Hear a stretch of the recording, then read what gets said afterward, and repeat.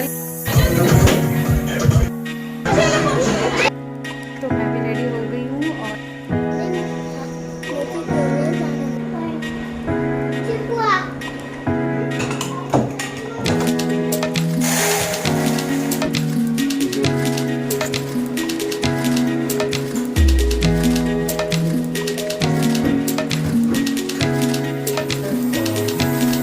अच्छा लगा।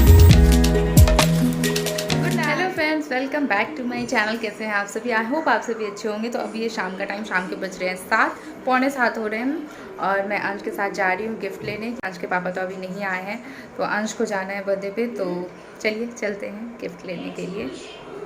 तो फ्रेंड्स, गिफ्ट लेने तो हम चले गए, बट 2 शॉप में घूमे, हमें कुछ समझ नहीं आ रहा था कि क्या गिफ्ट लेना है। बहुत ही मुश्किल था, बट फाइनली गिफ्ट हमने ले लिया। क्योंकि ना बहुत छोटे बच्चे होते तो कुछ टॉय दे दो, बट वो 10 से 11 साल का बच्चा है तो समझ ही नहीं आ रहा था। तो मैं भी रेडी हो गई हूँ और अंश निकल गया है और मैं भी जा रही हूँ बर्थडे में। तो ये है मेरा आज का लुक। कैसी लग रही हूँ कमेंट करके ज़रूर बताइएगा। तो चलिए चलते हैं फटाफट से बर्थडे में।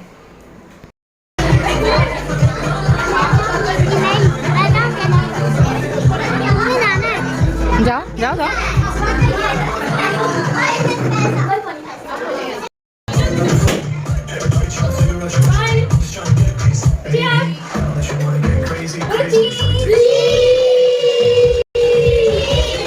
सारे बच्चे करते हैं मस्ती बर्थडे में और मेरा बेटा डर कर बैठा होता है क्योंकि उसको बैलून से बहुत डर लगता है। बैलून फोड़ते हैं लोग बैलून की आवाज़ से, इसलिए हमेशा ही ना साइड में ही बैठा होता है। बहुत ही ज़्यादा डरपोक है, पता नहीं इसका डर कब ख़त्म होगा। तो बस बर्थडे इस तरीके से सेलिब्रेट हुआ। फिर यहाँ पे स्नैक्स कर रहे हैं बच्चे, फिर हमने भी किया, खा पी के चाय वाय भी पी हमने और फिर आ गए घर पे। घर आते ही हस्बैंड जी आ चुके थे, तो उनके लिए मैं यहाँ पे बना रही हूँ दाल चावल चोखा, दाल भात चोखा। जो बिहारी होंगे उनको पता होगा। तो बहुत ही सिंपल बट डिलीशियस, बिहारियों का फेवरेट डिश होता है ये, ऑल टाइम फेवरेट।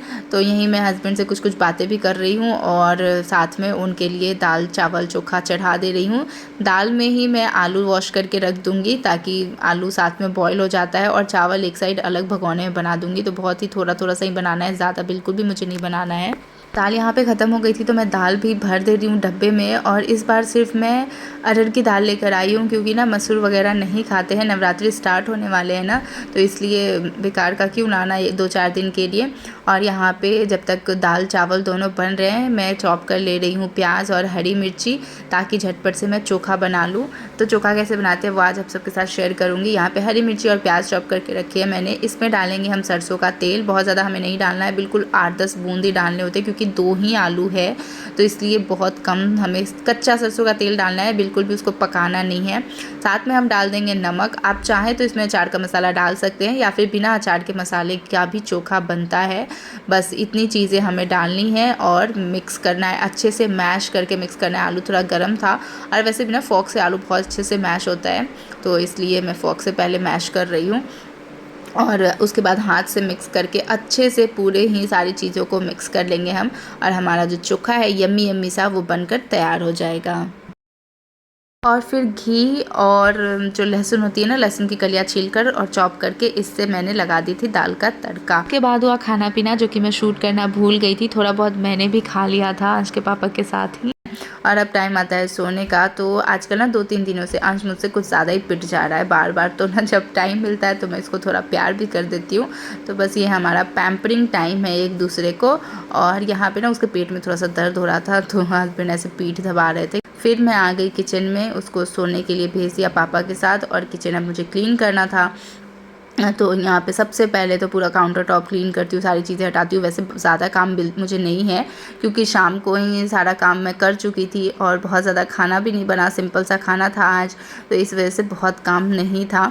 तो झटपट से बस मैं पूरा काउंटर टॉप जो भी चीज़ें इधर उधर पड़ी हैं उन सबको हटा के, और जो डेली का क्लीनिंग रूटीन होता है मेरा वो मैं कर लूँगी। यहाँ पे सबसे पहले जो छिलके विलके थे तो उन सबको हटा दिया मैंने। फिर एक बार ड्राई क्लीन करती हूँ कि और भी कुछ जो छोटे मोटे इधर उधर चीज़ें हों वो सारी मैं रिमूव कर देती हूँ। फिर कपड़े को गीला करके, या फिर कभी मैं डिश वॉशर से भी, डिपेंड करता है कि कब कैसी ज़रूरत है, तो गीले कपड़े से अच्छे से पूरा क्लीन करूँगी। गैस स्टव से लेके सारा ही एरिया, तो सबको अच्छे से एकदम चमका कर रात को सोते हैं ना, तो सुबह का काम बहुत ही आसान हो जाता है और सुबह की शुरुआत तो हमारी रात से ही हो जाती है।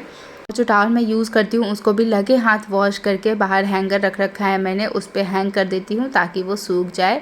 उसके बाद ना मैंने जो सारे किचन के टॉवल्स थे ना जो हम यूज़ करते हैं कुकिंग वगैरह के टाइम पे, उसको भी मैंने गर्म पानी सर्फ में डाल के भिगो दिया था।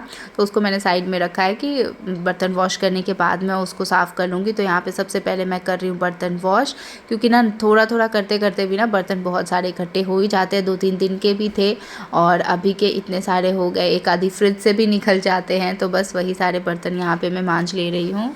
तो सिंक को मैंने अच्छे से क्लीन कर दिया है, उसको भी मांज दिया है। बहुत ज़रूरी होता है उसको हमेशा क्लीन करना।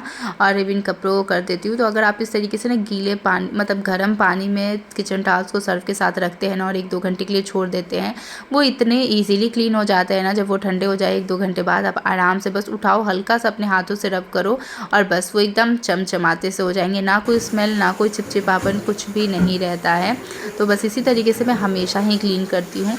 तो सब अच्छे से सारे क्लीन करके और इनको 2-4 पानी से खंगाल दूँगी ताकि इनका सर्फ स्मेल सब निकल जाए। फिर पूरा जो सिंक एरिया है उसको ड्राई कर दूँगी, जो मैंने एक ड्राई वाली शीट रखी है उससे।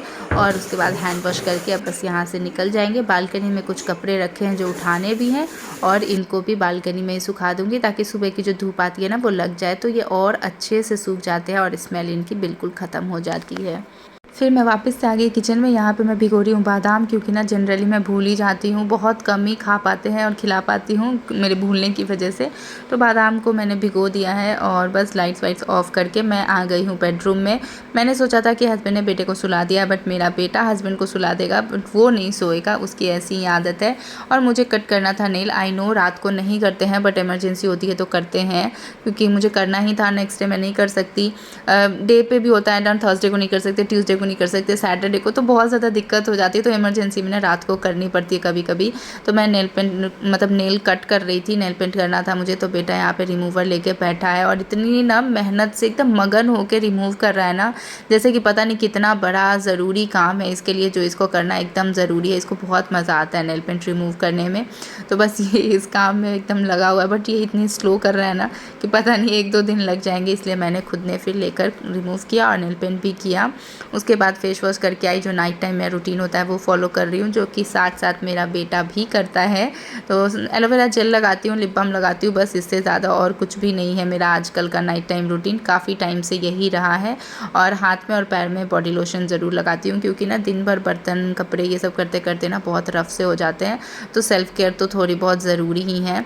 तो बस ये जॉय का फ्रूट्स वाला जो आता है वही आजकल मैं यूज़ कर रही हूँ बॉडी लोशन। तो हाथ पैर में मैंने लगा दिया। और ये है नेल पेंट। कैसा लग रहा है ज़रूर बताइएगा, मुझे तो बहुत अच्छा लग रहा है। और इस व्लॉग को मैं यहीं पे करूँगी एंड आप सबसे मिलूँगी नेक्स्ट व्लॉग में। आई होप आपको मेरा व्लॉग पसंद आया। अगर अच्छा लगा हो तो एक लाइक ज़रूर करें और चैनल पर न्यू है तो सब्सक्राइब करें।